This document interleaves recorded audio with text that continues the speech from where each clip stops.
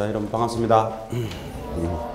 5월 첫 수업입니다. 이제 자, 5월, 6월은 이제 마무리 강좌, 이론으로서는 마무리 강좌죠. 그래서 교재가 이제 요약집으로 준비가 되어 있는데 이제 아직 출력이 덜 되는 것 같습니다. 아마 다음 주에는 정식 교재로 진행할 겁니다.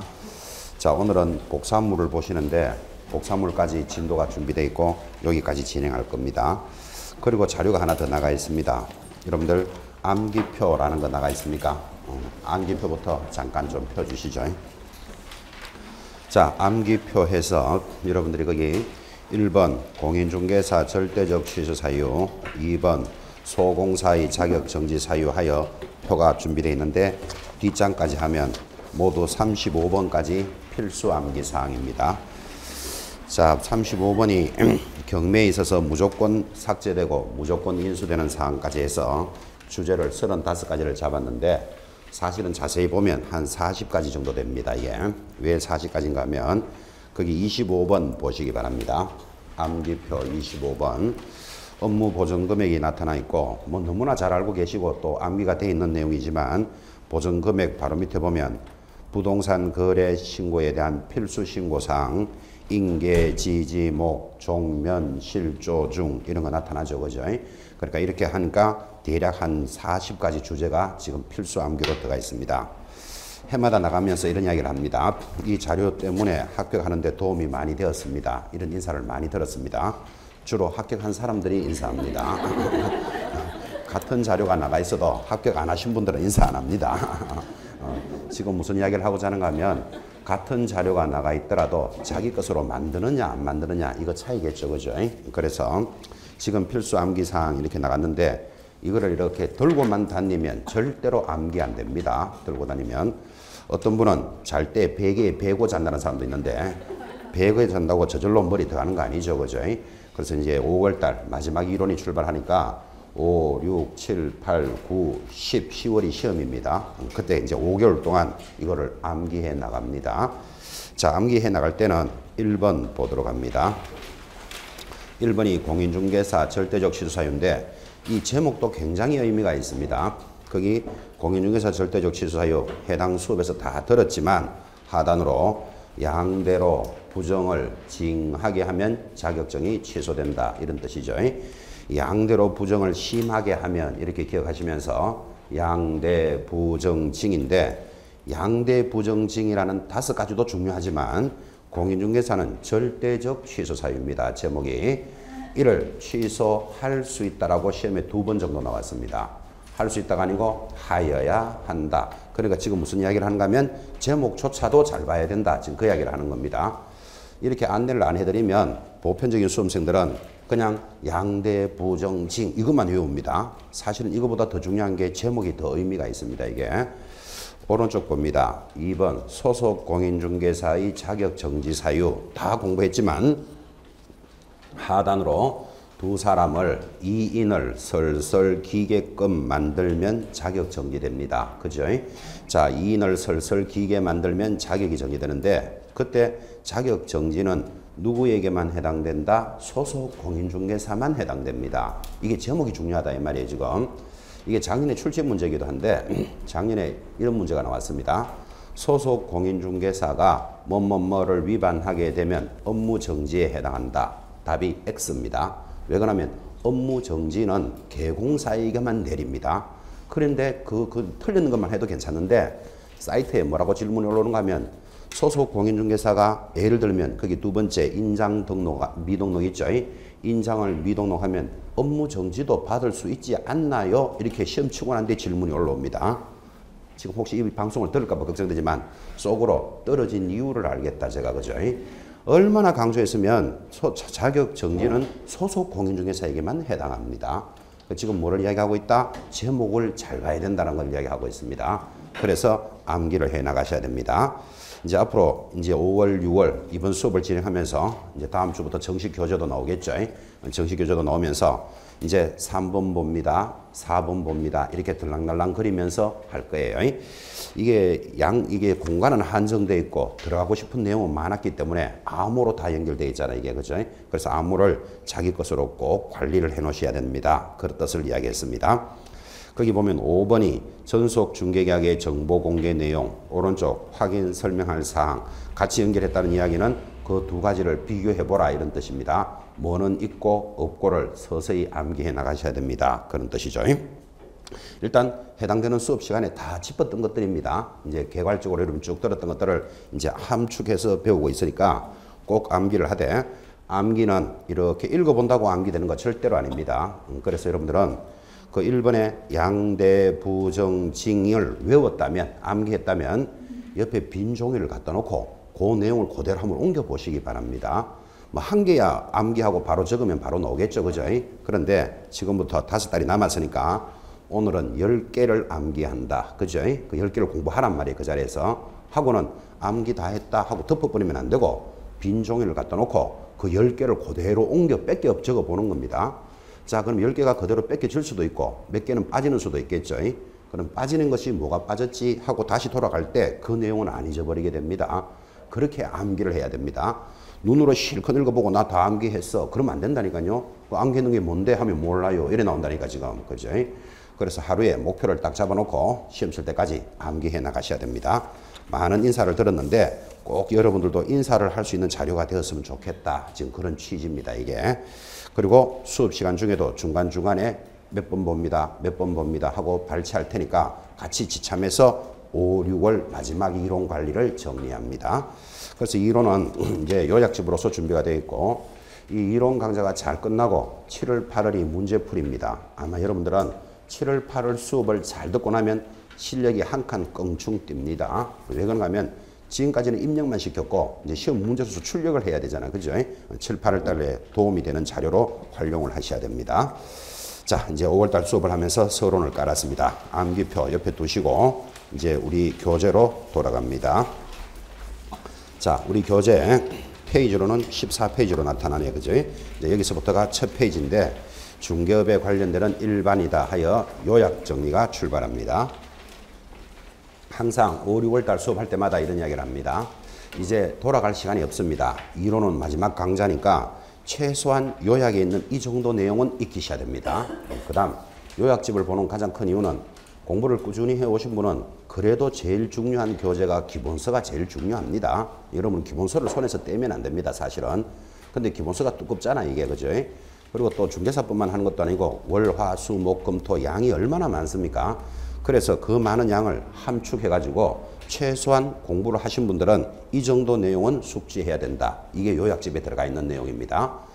그 다음 만약에 공부를 늦게 시작하셨다. 그러면 지금 5월달쯤에서 처음 시작하시는 분은 시간이 별로 안 남았잖아, 그죠? 이제 기본서 막 펴놔놓고 기본부터 기초부터 본다는 건 쉽지 않으니까, 그러면 늦게 시작하는 분은 최소한 이 정도의 내용은 알고 시험장에 가야 됩니다. 그래서 요약이라는 게 정리되어 있고, 여러분 기본서 내용의 약 얼마? 3분의 2, 한 4분의 1 정도로 줄여놨잖아요, 그죠? 그러니까 최소한의 이 정도는 익히시는 걸로 그래서 이 수업에 임하셔야 됩니다. 돌아갈 시간이 없으니까 최소한의 요약 내용들은 익힙니다. 특히 우리 이 과목 중개사법에서 점수 못 따면 자격증 손에 못 쥔다 그랬죠. 여러분이 제일 좋아하는 과목이 미치겠다, 민법, 뭐 괴롭다, 괴론 이런 과목 있잖아요. 제일 좋아하는 과목. 아무리 1차가 넘어서도 이 중개사법에서 고득점 못하면 자격증을 손에 못 쥡니다. 그래서 이 과목의 의미를 잘 새기시면서 출발을 합니다. 자, 14페이지 상단 중개업의 변화부터 출발했는데 여기는 역사적인 모습이죠. 그래서 지금 25번 치는데 딱 한 번 나왔던 단원입니다. 그게 뭔가 하면 중개업의 효시가 무엇입니까? 이렇게 물었습니다. 이거는 출제 문제니까 한번 짚어야 안 되겠습니까? 자, 중개업의 효시라는 말은 효시가 날아가는 화살의 제일 앞부분을 이야기한다 그랬습니다.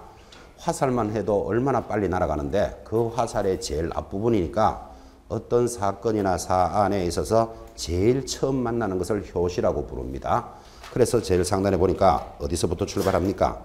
고려시대 객상주인, 그를 다른 말로는 객주라고 정리하시고 객주의 동그라미, 그 특징으로서 오른쪽에 알선업도 일부 수행하였다는 점에서 중개업 제도의 기원이고 뭐다? 효시다. 이렇게 전달을 해줬습니다. 이게 출제 문제였습니다. 그때 이렇게 물었습니다.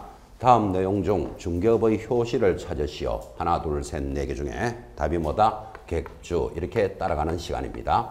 자, 그러면 객주가 뭐냐? 기본서에 설명도 잘 되어 있습니다. 근데 그런 거 지금 시험에 나와야 될 부분이 아니거든. 그죠? 그래서 효시는 객주에서 출발했다. 이를 객상주인의 줄임말이다. 그랬습니다. 또는 객주상인 그렇게도 말합니다. 근데 줄임말이 중요한 게 아니고 객주에서 출발했다. 이거 하나 체크합니다. 자, 이제 고려시대 때로 보고 내려오니까 조선시대에는 거간이 보이고 거간은 소개를 하는 사람을 거간이라 그럽니다. 여러분 대표적으로 말을 소개하면 마거간 그랬을 거예요. 소를 소개하면 우거간, 또 포목이나 천, 비단을 소개하면 포목거간, 소개하는 사람을 거간이라 불렀습니다. 근데 우리는 뭐 말을 소개하거나 소를 소개하는 사람은 우리하고 관계없죠.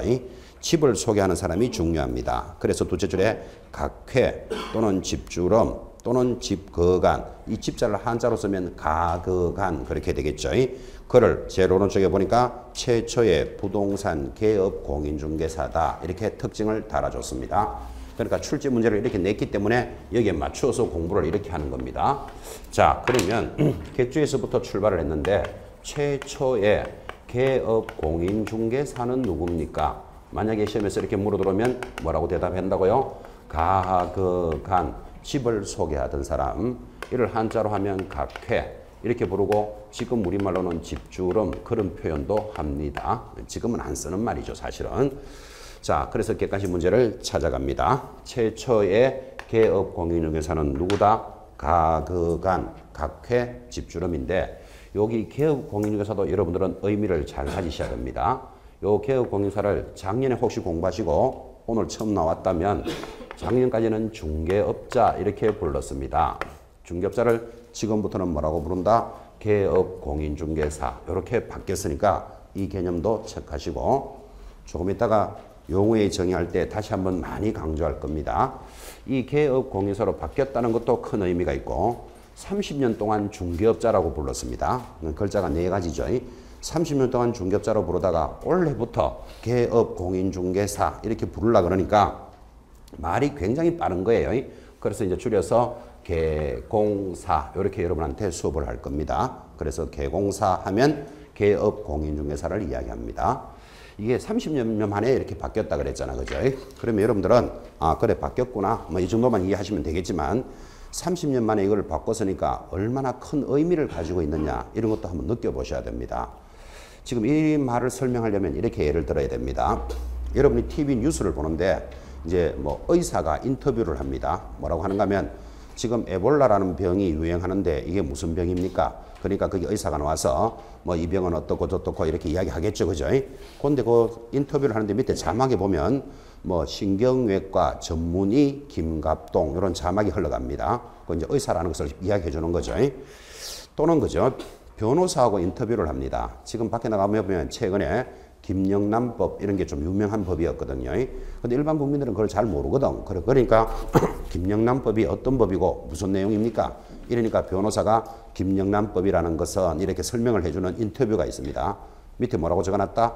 변호사 김갑동 이렇게 적어놨습니다. 자, 그런데 이 지역의 부동산 시세가 어떻게 되고 앞으로 아파트 가격은 어떻게 되겠습니까? 이렇게 부동산업을 하는 사람하고 인터뷰를 할 때는 그 밑에 뭐라고 적어놨는가 하면 중개업자 김갑동 이렇게 적어놨습니다. 그러니까 중개업을 하는 분들이 신경이 억수로 납니다. 지금 여러분들은 신경이 안 나죠? 그게 무슨 왜 신경이 나는데 싶으지만 왜 신경이 나야 되는가 하면 의사는 의사, 의학 박사 누구 이렇게 놓으면서 의료업자 김갑동 그런 말을 안 하잖아. 그죠? 변호사는 밑에다가 법률업자 김갑동 안 하고 변호사라는 자격 이름을 적어주잖아. 자기가 가지고 있는 자격을. 근데 중개업을 하는 사람은 공인중개사라는 자격이 있음에도 불구하고 중개업자 김갑동 이렇게 한다니까. 그죠? 그러니까 업자 이런 말 딱 들으면 뭔가 왜 뭐 돈만 밝히는 돈을 벌기 위한 이런 느낌이 싹 오잖아. 그죠? 여러분 지금 병원에 가가지고 의사 보고 의료업자 씨 안녕하십니까? 이래. 그 듣는 의사 기분 억수로 나쁠걸요. 의료업자 안녕하세요. 이래 봐요. 또는 변호사 보고 법률업자 안녕하세요. 이래 봐요. 말 되는가 안 되는가. 그런데 이게 너무나 당연하게 받아들이니까 이게 30년 만에 이제 드디어 자격적 이름으로 바꿔준 거예요. 공인중개사 중에서 개업을 한 사람은 이제는 뭐라고 불러야 된다? 개업 공인중개사. 자격적 이름을 붙여주는 게 30년 만에 도입되는 겁니다. 그래서 바뀌었지만 굉장히 큰 의미를 가져갑니다. 여러분들이 이 시간 이후로 그죠? 이제 부동산업을 하는 사람들이 아파트 시세가 어떠네, 부동산 전망이 어떠네 이런 할 때 밑에 자막을 한번 유심히 한번 보라고요. 대체적으로 공인중개사 김갑동이라고 80% 정도 나옵니다. 지금 뭐 종편이니 뭐니 해가지고 TV 뉴스 나오는 것만 해도 한 10몇 가지가 넘잖아요. 아직 100%는 안 돼 있어요. 이게 원래 바뀌었기 때문에 아마 이제 서서히 시정이 되겠죠. 그래서 우리는 이런 걸 보면서 뭐를 느끼는가 하면 이제는 개업 공인중개사라는 용어가 뜨면서부터 자격증이 없는 사람은 난감해진 거죠. 사실은 그죠. 여러분 중개사무소 가가지고 뭐 아파트 하나 사러 왔습니다. 그런데 개업 공인중개사입니까? 이렇게 물을 수 있잖아. 그죠? 그 사람이 자격증 있으면 당연히 나는 개업 공인중개사 이러면 되지만 없는 사람은 공인중개사가 아닌데 개업 공인중개사입니까? 물으면 가슴 출렁합니다. 이 손님한테 지금 내가 있다 그래야 되나 없다 그래야 되나 오만 생각 다 안 한다니까요. 그 이런저런 생각을 다 엮으면 앞으로 자격증 없는 자는 이 업계에서 도태됩니다. 그러려고 이제 시도가 되는 겁니다, 이게. 그래서 여러분들이 원래 지금 5월달 출발하지만 열심히 공부하셔서 꼭 자격증을 따셔야 됩니다. 그 이야기를 하려고 그러는 겁니다. 지금 밖에 나가면 그런 이야기 하죠. 자격증 없어도 중개업을 잘한다더라. 뭐 잘하는 사람도 있다더라. 그런 이야기도 많이 듣지만 앞으로의 추세는 어떻게 한다? 의사 자격증이 없는 사람은 의사를 못하게 하는 게 맞잖아, 이게. 그죠? 약사 자격증이 없는 사람이 약을 지을 수는 없잖아. 그죠? 이제 그런 시스템으로 간다는 걸 5월 첫 시간에 잘 기억을 하시라고요. 그래서 다시 한번 마음을 다 잡아서 원래 꼭 쟁취하도록 하셔야 됩니다. 옆으로 많이 좀 세버렸는데, 자, 개공사라고 부르는데 최초의 개공사는 누구다? 가거간, 각회, 집주름을 이야기합니다. 자, 표를 보니까 바로 밑에 각회, 집주름 밑에 보니까 객주거간 규칙이 1890년에 조선시대 때 만들어지고 옆에 거간인가제라는 게 있고 또 최초의 부동산 중개업 법제다 이런 특징이 나타납니다. 그래서 우리는 이런 걸 보고 문제를 이렇게 만드는 겁니다. 다음 내용 중 최초의 법의 모습을 갖춘 것은 무엇일까요? 만약에 이렇게 문제 물어 들어오면 뭐라고 대답한다고요? 객주, 거간, 규칙이 있었다. 거기 뭐 1890년 이런 건 아실 필요도 없고 객주, 거간, 규칙이 최초의 법의 제도의 모습을 갖추고 있는데 이거 어렵게 생각하지 말고 제일 먼저 무엇에서부터 출발했다? 객주에서부터 출발했다 그랬죠. 이 객주에서 일하던 사람 중에 집을 소개하는 사람을 가거간 이렇게 불렀으니까 객주와 거간들이 규칙을 만들었고 이것이 최초의 법의 모습을 갖춘 겁니다. 별로 어렵지 않으니까 그대로 따라 붙으면서 객주, 거간, 규칙 이렇게 시작하는데 이런 게 왜 필요한가 하면 이런 사람들이 영업을 하다 보니까 서로 영역에 대한 다툼이 생깁니다. 예를 들어서 서울에 있는 사람은 서울 물건만 거래해라. 경기도에 있는 분은 경기도 물건만 거래해라. 이런 규칙이 필요한 거예요. 이걸 안 정해 놓으니까 서울 사람들이 경기도에 있는 물건을 싹쓸이해서 올라가 버리는 거라. 그죠? 그러니까 그 사람들이 피해를 보는 수가 생기겠죠. 그래서 그런 사람들이 규칙을 정했다 이 말이에요. 규칙을 정했으니까 지금 보니까 최초의 법의 모습을 갖추고 있다까지가 객주, 거간, 규칙입니다. 자, 그랬던 조선시대가 이제 한일 합방이 됩니다. 지금 한일 합방 이런 말도 좀 듣기가 안 좋은가 봐요. 그래서 이 교과서는 다 일제강점기 이렇게 다 바뀌어져 있습니다. 한일 합방 이러니까 한국하고 일본이 서로 사이좋게 합쳤는 같은 느낌이 싹 들잖아요. 이게 한일 합방 하니까 그죠? 우리 사이좋게 합쳤다, 억줄로 합쳤다. 억줄로 합쳤으니까 요즘은 일제강점기 그렇게 표현합니다. 교과서에는 어쨌든 여러분 참고로 보시되 그러면 한일 합방 때는 객주 거간 규칙이 폐지가 됩니다. 왜? 나라가 망했으니까 당연히 폐지되고 소개영업 취체 규칙이 만들어지는데 잘 안 읽으면 그거 취체라고 잘 읽지도 못합니다. 쓰지도 않는 말이죠. 제일 오른쪽에 보니까 관할경찰서장의 허가를 받았는데 옆에다가 메모하시기를 근대화된 법 이렇게 적어 놓습니다. 최초로 근대화된 법 하면 소개영업 취체 규칙이다. 그래서 또 객관식 문제를 달기를 이렇게 답니다. 그러면 최초를 지금 찾아가고 있으니까 최초로 근대화된 법은 무엇일까요? 이렇게 물어 들어오면 지금 말도 어려운 소개영업 취체 규칙이 있었다. 이렇게 갑니다. 뭐 1920년 이런 거 보이시죠? 숫자는 여러분들이 공부할 필요 없습니다. 왜 그런가 하면 역사를 공부하는 시간이 아니기 때문에 서론으로 출발하죠. 1922년, 20년 이런 이야기를 수업하다가 하니까 어떤 분이 책에는 22년으로 돼 있던데요. 이렇게 수정해 주는 분이 있었습니다. 수정해 주니까 고맙기는 했지만 제가 속으로는 원래 되겠나 이렇게 걱정합니다. 시험에 안 나오는 거면 그래 예민하게 잘 보는 모양이라고 죠. 전형적으로 시험에 안 되는 특징을 가지고 있는 사람들 있잖아요. 시험하고 관계없는 것에서만 아주 예민하게 보고 머리가 잘 들어가는 모양이라 그게 그죠. 그런 거 기억할 필요 없다고 지금 이야기하는 겁니다. 뭐 1890년 이런 거 물어 들어오는 자리가 아니다 이 말이 지금 그죠. 그래서 일제시대 때는 소개영업 취체 규칙이 있었는데 취체라는 말은 일본문 글자를 우리말로 옮기면 단속한다 이런 뜻이에요. 그래서 소개영업을 하는데 단속하는 규칙이 만들어졌고 우리는 이것을 이름 따라서 뭐라고 부른다? 최초로 근대화된 법의 모습을 갖추었다. 객관식 문제를 이렇게 준비합니다.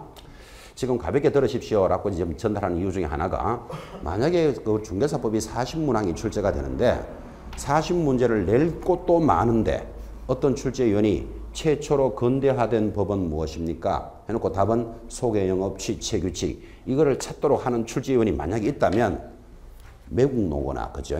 친일파거나 아베하고 친하거나 하여튼 무슨 수가 있습니다. 그 사람 우리나라 요새 아베하고 별로 안 친하거든 지금 그죠? 아니 문제 낼 것도 하필 그렇게 많은데 일제시대 때 최초로 근대화된 법 이런 걸 묻는다는 그 사람은 검치상기가 있거나 집안에 우환이 있습니다. 하여튼 그러니까 가볍게 들어도 됩니다. 이 이야기를 지금 전달하는 거예요. 그래서 흘러가는 흐름을 이렇게 쭉 들어보는데 이런 것들이 검치상기 있는 출제위원이 출제를 하면 한번 들어보고 그래도 찍는 것하고 한번 듣도 보도 못한 문제를 찍는 건 사정이 다르잖아. 그죠? 그래서 이제 가볍게 접목하는 시간이에요. 자, 여기까지가 이제 역사적인 모습이었다면 이제 해방이 되고 나면 우리 거니까 지금부터 좀 더 잘 보셔야 됩니다. 5번째 번호를 달면 바로 밑에 뭐가 들어온다? 소개영업법이 들어옵니다. 자, 이 소개영업법 옆에는 신고제라는 게 중요합니다. 동그라미 딱 해놓고 초기에는 부동산 외에 동산 등의 중개도 규율하였습니다. 자, 1961년 소개영업법이 만들어졌습니다. 이 소개영업법은 신고를 하고 영업을 하라 그랬고 여기에는 부동산을 소개하는 것뿐만 아니라 동산을 소개하는 것 또는 혼인을 알선하는 것 여러분 결혼상담소 요즘 그런 거 있죠? 또는 직업소개소 이런 직업 등등등등등 모든 소개하는 물건들은 이 법에 따라서 영업을 합니다. 그래서 우리는 이것을 소개영업법 이렇게 정했는데 사실은 이것도 잘 보면 일제시대 때 사용하던 것이 소개영업 취체규칙이니까 일제시대 때 사용하던 취체라는 말만 딱 빼고 그대로 옮겨서 사용하는 겁니다. 그대로 베껴서 쓰는 거죠. 자, 그래서 소개영업법에서는 중요한 것이 부동산, 우리가 공부해야 될 부동산뿐만 아니라 동산을 소개하거나 혼인을 알선하거나 직업을 소개하거나 금전을 소개하거나 모든 소개하는 것은 소개영업법 하에서 진행을 합니다. 자, 그랬는데 그 중에서 부동산은 많은 문제점을 야기시킵니다. 여러분 잘 알다시피 이 법이 60년에 만들어졌는데 61년도에 60년 이후에 우리나라는 70년대, 80년대, 90년대로 접어들면서 급격한 경제 변화가 일어나죠. 그래서 국토가 개발이 되니까 버려진 땅들이 개발이 되고 땅이 하룻밤 자고 나면 몇 배 올랐단다. 아파트는 몇 천만 원 올랐단다 소리를 숱하게 지금 경험하셨죠. 그죠? 그러니까 이 부동산 때문에 국가가 망할 지경입니다. 왜 그러냐면 사람들이 일할 생각은 안 하고 전부 산으로 돌아다니면서 1년 동안 일하는 것보다 집 한 번, 땅 한 번 잘 사는 게 훨씬 낫다를 배우게 되니까 전부 사람들이 부동산에 집중을 합니다. 그때 산으로 돌러 땅 보러 다니던 사람들이 치마 입고 다니는 사람이 많았습니다. 그 사람들을 뭐라 부른다? 복부인 이래 부르죠. 그때 아저씨들은 공장에 가서 일하기 바쁘거든요. 그래서 복아저씨 이런 말은 지금 안 나오잖아 이게. 그죠? 그러니까 온 나라가 부동산 망국론이다. 부동산 때문에 망하겠다. 일할 생각을 안 합니다. 그래서 부동산만 통제하는 법이 있어야 되겠다라는 것을 느끼게 되죠. 그래서 6번째 뭐가 만들어졌다? 부동산 중개업법이 1983년도에 제정이 되는데 이때는 당연히 요 부동산만을 관리하려고 만들었으니까 허가를 받지 않는 사람은 일할 수 없다라고 허가제로 딱 도입을 합니다. 규제가 딱 강화되죠. 그리고 이때는 무슨 물건만 거래한다? 부동산만을 규제하는 법제가 만들어집니다. 우리는 이것을 뭐라고 부른다? 부동산 중개업법이 만들어지게 됩니다. 자, 이 부동산 중개법이 만들어진 지가 83년이고 지금 2015년 올해 기준으로 하면 약 32년이 지났습니다. 32년 동안 이제 이 법을 진행하다 보니까 사회, 경제, 문화, 정치 여러 가지가 많이 바뀌었죠. 그죠? 예를 들면 이때 태어난 아기가 지금 32살인데 태어날 때 입었던 옷을 32년 동안 입힐 수는 없죠. 그죠?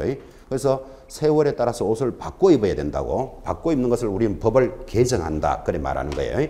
그래서 30년 동안 진행되던 법이 중간에 생략한다면 이제 여러분들은 공인중개사법으로 만들어졌고 정확하게 2014년 작년부터인데 시행은 올해부터예요. 그러니까 여러분부터가 이제 공인중개사법으로 이름이 바뀝니다.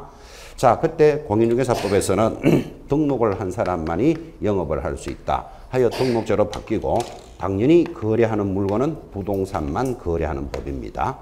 자, 지금 빠르게 쭉 진행했던 내용들이 유래, 중개업의 역사적인 모습은 어떻게 됩니다 하고 또 예전에 출제됐던 문제도 간단하게 소개를 해드린 시간, 아주 쉬어가는 페이지입니다. 가볍게 접근하시고 특히 이 중에서 5, 6, 7에 해당되는 것이 이제 현실적인 문제니까 역사보다는 이 문제를 좀 더 이렇게 유심히 잘 보는 게 중요합니다.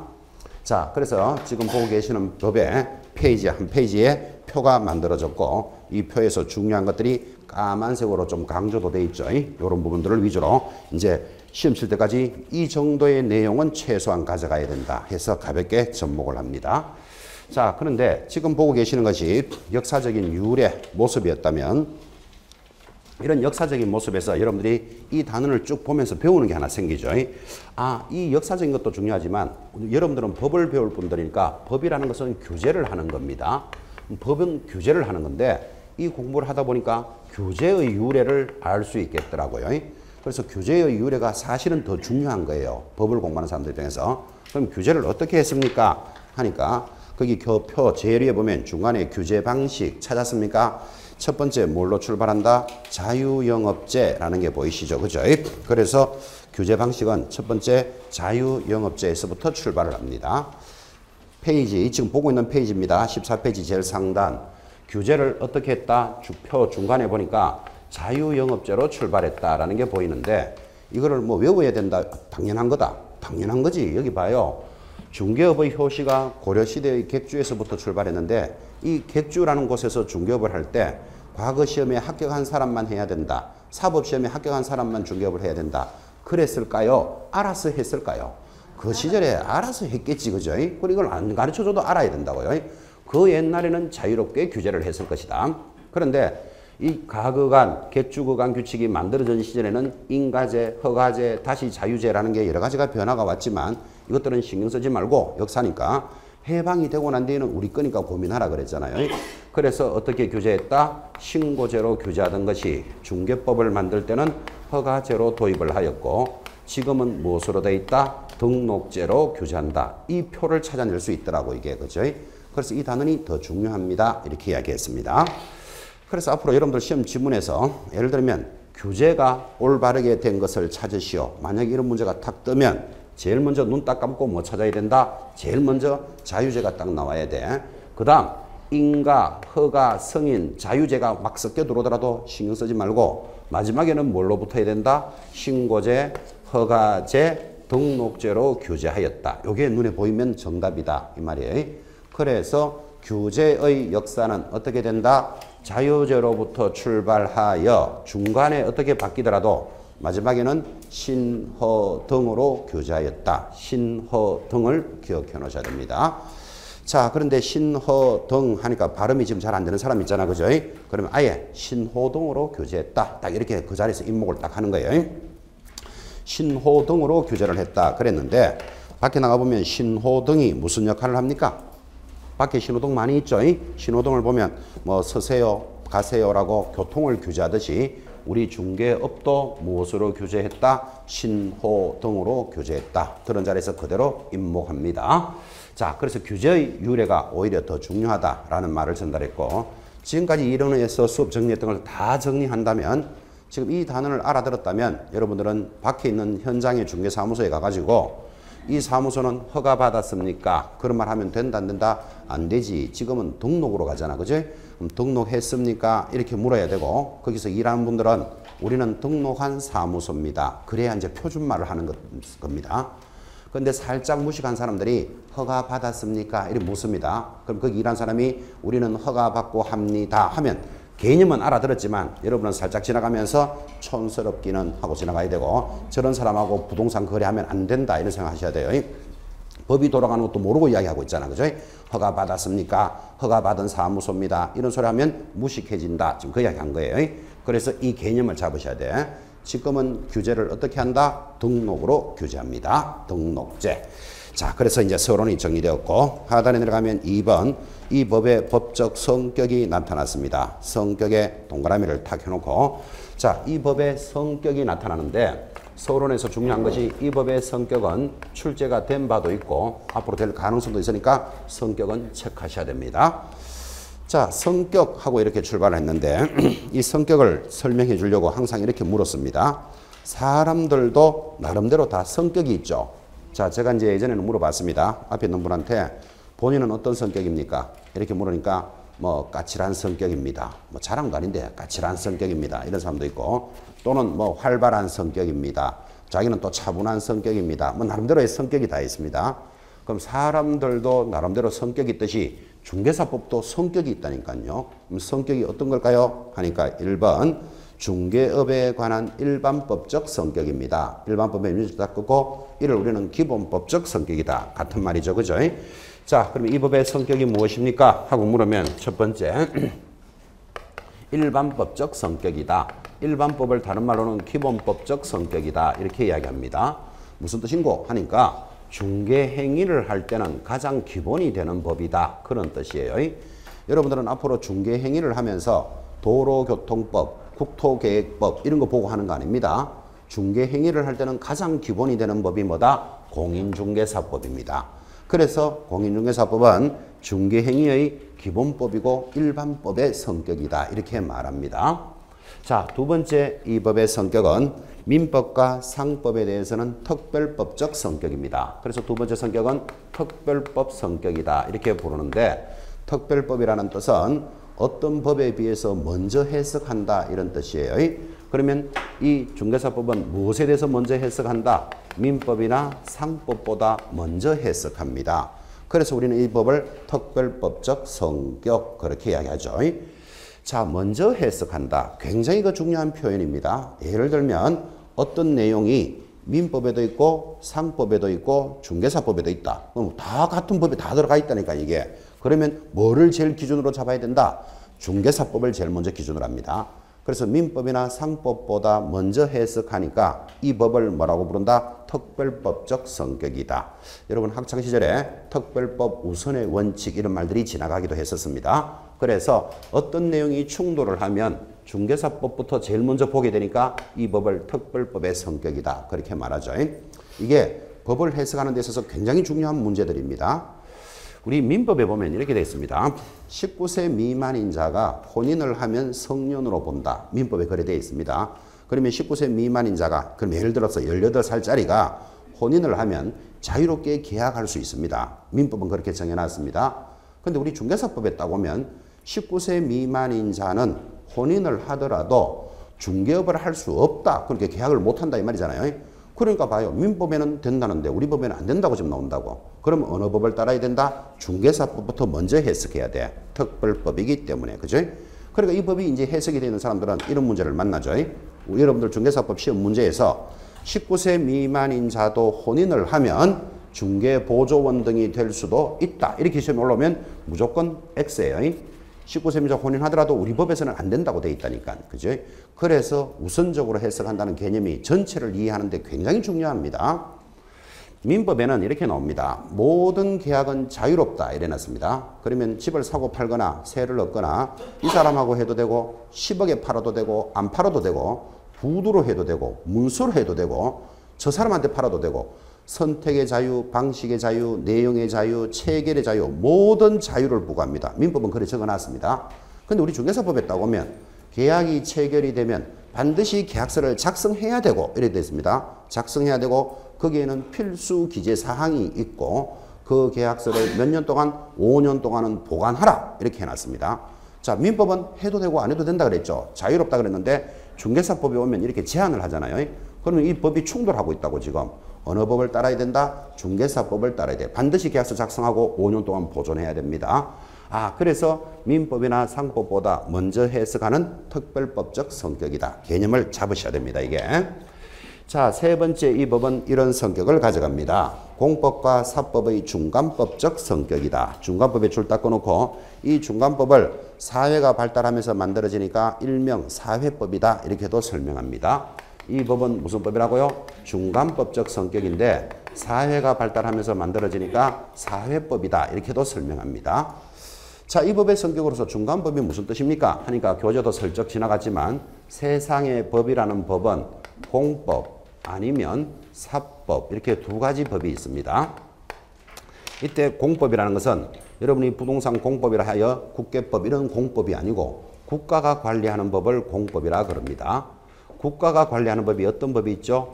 헌법, 형사소송법 이런 게 국가가 관리하는 법입니다. 사법이 있습니다. 사법은 개인과 개인에 관련되는 법을 사법이다 이렇게 부릅니다. 그래서 세상의 법이라는 법은 뭐 아니면 뭐다? 공법 아니면 사법 두 개밖에 없어요. 자, 그런데 여러분들 들고 계시는 이 교재 공인중개사법을 탁 들고 이 법은 무슨 성격입니까? 하면 공법적인 요소도 포함하고 있고 사법적인 요소를 포함하고 있는 중간법이다 이렇게 말한다고요. 그래서 우리 법을 이 법을 공부해 보면 국가가 개입하는 것 뭐를 위반하면 3년 징역 2천만 원 벌금에 처한다 이런 내용이 준비되어 있습니다. 징역은 누가 처하는 거다? 국가가 처하지 개인이 처하는 거 아니잖아. 그죠?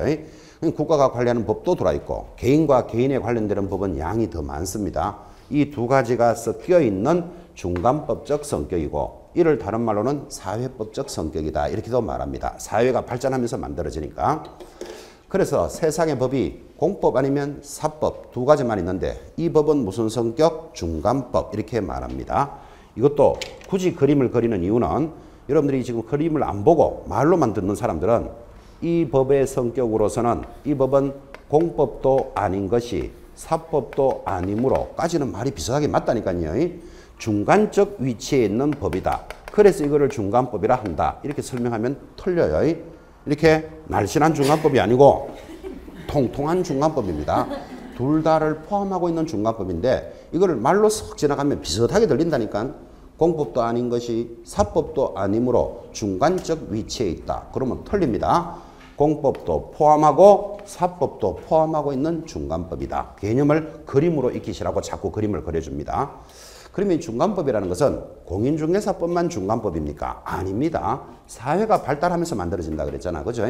그래서 대표적인 중간법 중에 하나가 또 노동법이라는 법도 있습니다. 여러분 며칠 전에 뭐 노동절 지나갔죠. 5월 1일이 근로자의 날인데 예전에는 노동절이라 그랬어요. 노동 이런 말은 조금 이렇게 낮춰 듣는 느낌이 좀 들거든. 그죠? 그래서 이제 최근에 이름을 근로자의 날 이렇게 바꿨어요. 여러분 이 근로자의 날이 노동절이 있듯이 그 노동법이라는 것은 사장하고 직원과에 관련되는 법을 노동법이라 그럽니다. 그러면 사장하고 고용자고 직원을 고용인이라고 부르는데 이 두 사람에 관련되는 법이 노동법인데 개인과 개인에 관련되는 법이잖아요.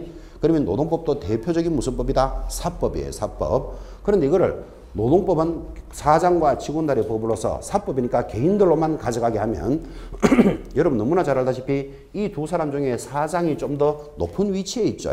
돈을 주는 일, 우리말 하면 갑의 위치에 있잖아. 갑. 그죠? 자, 이런 갑의 위치에 있으니까 사적인 법이지만 국가가 개입을 합니다. 왜 개입을 하는가 하면 국가가 개입 안 하면 직원이 계속 피해를 받는다고 이게. 그죠? 어떤 피해를 받는가 하니까 예를 들면 전국의 사장들이 다 모여가지고 야 월급은 무조건 50만 원으로 통일하자. 만약에 이렇게 정한다면 전국의 근로자들한테 50만 원씩만 월급 준다. 그러면 근로자들은 하려면 하고 나가려면 나가라. 이래 되면 50만 원만 받아가지고는 한 달 살기가 어렵다는 건 너무나 잘 아시죠? 그러니까 사장들이 횡포를 부릴 수 있으니까 국가가 개입을 해가지고 뭐 한다? 최저임금은 어떻게 정해놔야 된다. 이렇게 법을 정하고 위반하면 1년 징역 1,000만 원 벌금에 처하겠다. 이렇게 해서 국가가 이 사람들을 도와주기 위해서 개입을 하게 되더라고요. 그래서 노동법도 원래는 사적인 법, 개인과 개인에 관련되는 법이지만 국가가 개입돼 임으로써 이를 뭐라 부른다? 중간법이다. 이렇게 부르는 거예요. 그래서 중간법의 성격이라는 것은 공법적인 요소도 있고 사법적인 요소를 포함하는데 공인중개사법만 해당되는 것은 아니다. 지금 그 말 하고 있는 거죠. 이 개념을 잡아보는 겁니다. 이제 마지막으로 네 번째, 이 법은 국내에만 적용하는 국내법적 성격입니다. 이 국내법이라는 것은 항상 이런 이야기 했죠. 여러분들이 이 법에 따라 자격증을 취득하고는 싱긋개설이 중국에 있는 아파트나 팔러 다닐까 그런 소리 하면 안 된다 그랬습니다. 이 법은 외국에는 적용한다 안 한다? 적용하지 않습니다. 그래서 국내에만 적용하는 국내법적 성격이고 이제 마지막으로 다섯 번째, 이 법은 실체법의 성격을 가져갑니다. 그래서 실체법하고 딱 들으면 시험에서 어떻게 들어온다? 절차법적 성격이다. 그러면 틀리는 것까지도 이렇게 준비를 하셔야 객관식 문제가 대비가 됩니다. 자, 그러다 보니까 이제 이 법의 성격이 나타났고 이 법의 성격은 항상 여러분들이 이렇게 따라갑니다. 일반법적 성격이고 특별법의 성격이면서 중간법의 성격으로서 국내법이고 실체적인 법이다 해서 5가지 객관식 문제를 대비했습니다. 서울에서는 비교적 중요한 내용입니다. 자, 이제 드디어 제1조가 오른쪽에 나타납니다. 이제 지금부터가 사실상 본격적인 수업이죠. 자, 그래서 우리 법 제1조는 뭐를 제시한다? 목적을 제시합니다. 목적 제1조 이렇게 제시되어 있는데 참고로 이 내용은 중요할까요? 안 중요할까요? 중요해요. 굉장히 중요합니다. 왜 중요한가 하면 지금까지 시험에 약 12번 정도 출제를 했습니다. 그러니까 얼마나 중요합니까?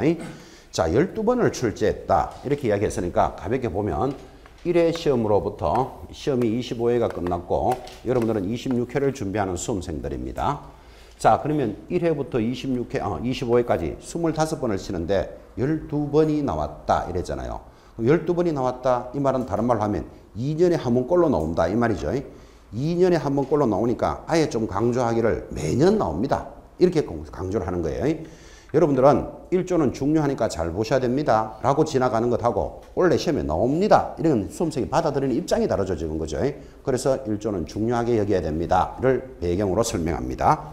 자, 그렇게 중요하다는 1조 내용이 뭘까요?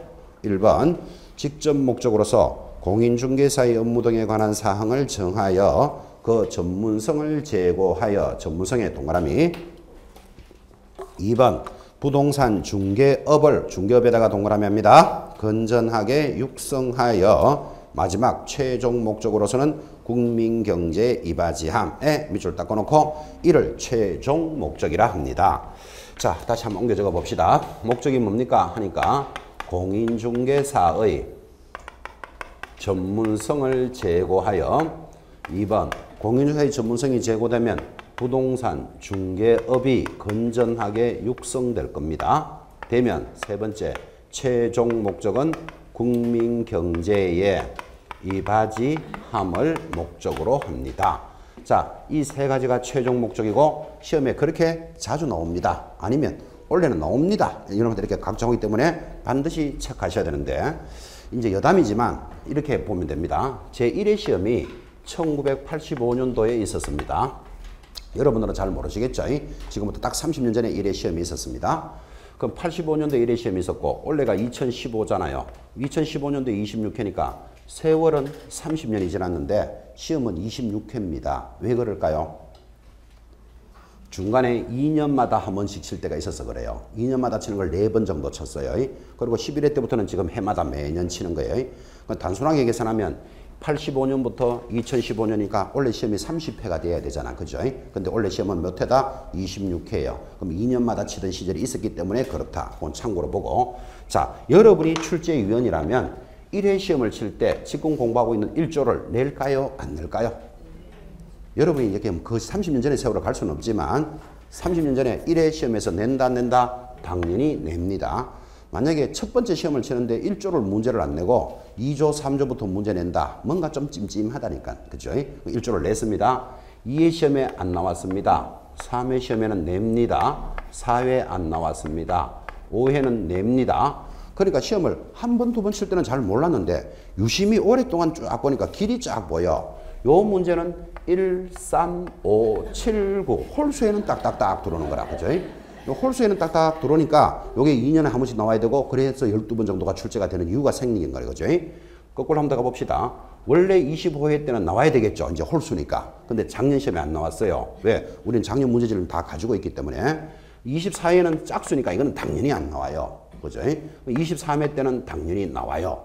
자, 그러면 요게 나왔으니까 25회 작년에는 나와야 될 타임인데 안 나왔잖아요. 왜 안 나왔는가 하면 이 목적이 이렇게 바뀌는 게 25회 때 개정이 되는 거예요. 그래서 내년부터는 이렇게 바뀐다 하니까 바뀔 내용을 그 해 25회 때 시험에 내야 될 이유가 없는 거라. 그죠? 그래서 바뀐 이 내용이 여러분들은 처음 만나는 거예요. 자, 그건 그렇고 올해는 그러면 출제를 할까요? 안 할까요? 이게 중요한 거잖아요. 할까요? 안 할까요? 모른다. 그죠? 이거 나와봐야 안다. 그죠? 모르지만 나올 가능성은 굉장히 많죠. 왜 그러냐면 작년에 못 냈는 데다가 원래 처음 바뀌어서 돌았다니까. 그죠? 그러면 출제될 확률이 아주 높습니다. 자, 이 정도로 강조해야 여러분들이 접근을 한다니까 지금 이게. 그죠? 만약에 원래 안 나올 수도 있겠죠. 안 나오더라도 명색이 이 법을 공부한 사람들은 제1조는 알고 있어야 돼. 자존심을 가지고. 그래도 명색이 중개사법을 몇 달 들었다면서 1조가 뭔데 몰라 이래가 될 문제가 아니라고 이게. 그죠? 자존심을 걸고 가셔야 되는데 문제가 들어올 때는 이런 걸 조심하셔야 되죠. 공인중개사의 전문성을 제고합니다. 개업 공인중개사 이런 소리 하고 있으면 틀립니다. 공인중개사의 전문성을 제고하고 중개업을 건전하게 육성합니다. 이때 중개 업무를 이런 글자 하나 더 들어가면 당합니다. 중개 업무도 건전하게 해야 될 필요가 있기 때문에. 그죠? 마지막으로 국민경제에 이바지하는 것을 우리는 최종 목적이다. 그래서 시험 지문에서 다음 중 최종 목적을 찾으시오 하면 뭐를 잡아내야 된다? 국민경제 이바지함. 이 정도는 찾아내셔야 됩니다. 자, 지금 이게 12번이나 나왔다 그랬잖아요. 그러면 이렇게 많이 나오던 방법이 뭐였는데 하면 이 중에 한 놈을 딱 빼내고 부동산 투기를 억제하여 국민경제 이바지함을 목적으로 한다. 틀린 놈? 투기 억제 이런 말 없죠. 그죠? 근데 지금은 틀렸습니다. 하지만 부동산이라는 말이 들어가면 투기 억제, 투기 방지라는 말이 얼마나 많이 나오는지 모릅니다. 또는 부동산에 관련되는 수요 공급을 조절하여 이런 말들이 얼마나 좋은 말이고 타 과목에서도 많이 듣는 말이지만 이 법의 목적이 될 수는 없죠. 또는 너무나 유사하게 국민의 재산권 보호에 기여함을 목적으로 한다. 여러분 국민의 재산권 보호도 얼마나 좋은 말이고 또 여러분이 지금 배우고 계시는 과목들 중에 법의 목적이 재산권을 보호한다는 법도 있어요. 어느 법에서 나올까요? 여러분들이 배우는 과목 중에서 목적에 이게 나오는 데가 있다고. 어딘가 하면 지적법에 가면 나와요. 이게 국민의 재산권 보호에 기여함을 목적으로 한다. 이렇게 들어온다니까요. 그러니까 어디서 봤던 것들이 다 중요한 말들이 다 들어오고 이것들이 아무리 고상한 말이어도 목적이 될 수는 없다. 이걸 찾아내셔야 된다고요. 부동산 공법에 들어가면 첫째 줄에 뭐라고 나오는지 압니까? 땅이라는 토지는 자기 개인 땅이어도 공적인 개념으로 사용합니다. 국가의 땅에서 자기 개인 소유가 됐더라도 집을 내 마음대로 100% 짓고 200% 못 짓잖아. 그죠? 국가가 다 개입을 하잖아. 그죠? 그럼 토지는 같이 사용해야 되는 공적인 개념이거든. 그죠? 그래서 공법의 첫째 줄에서 굉장히 중요하게 흘러가는 말들이지만 토지 공개념을 도입하여 국민경제에 이바지함을 목적으로 한다. 이러면 설렁설렁 공부한 사람은 다 어디서 들었던 소리가 다 나오거든. 지금 이게. 그죠? 절대로 목적이 되지 않음을 주의하셔야 됩니다. 이렇게 유사 표현으로 묻는 걸 12번 물었다 이 말이에요 지금. 그러니까 공부 못하는 사람의 특징 또 이런 거 막 외웁니다. 투기 억제 X, 수요 공급 X. 지금 이걸 외워야 된다. 이 내용을 파악해야 된다. 내용을 파악해야 돼. 내용을. 이렇게 들어오는 모습을 익히셔야 된다. 지금 이 말이에요. 자, 다시 1조 목적 원래 중요하다 그랬습니다. 개정되고 여러분이 처음 만납니다. 자, 목적하고 딱 물어 들어오면 첫 번째 뭐를 기억한다? 공인중개사의 전문성을 제고하여 두 번째는 중개업을 건전하게 육성합니다. 그렇게 육성이 되면 최종 목적은 뭐다? 국민경제 이바지함을 목적으로 한다. 목적은 반드시 잡고 계실 것. 다시 한 번 더 강조했고 이제 여러분들 이런 감각도 살리셔야 됩니다. 그래서 7, 8을 문제풀이 할 때는 이제 그런 이야기도 하겠지만 이 법을 만드는 사람이 국회가 만들었지만 이 법을 만들 때 제1조는 이거다. 목적이 이거다 하고 딱 제시를 했잖아요. 그러면 그 다음부터 2조부터 나머지 법 조문은 전부 다 이 목적을 실천하기 위해서 준비되어 있는 것들이에요. 왜냐면 법을 만들 때 이 법의 전체 목적은 이거다. 딱 제시했잖아 지금. 그 다음부터 나머지들은 이 목적을 실천하기 위해서 내용이 만들어지는 거예요. 그럼 자 대표적으로 우리 이 뒤편에 가면 지도감독이라는 단원이 나옵니다. 예를 들어서 개공사가 뭐를 위반하면 절대적으로 취소된다. 업무 정지시킨다. 이런 내용이 나온다 이 말이에요.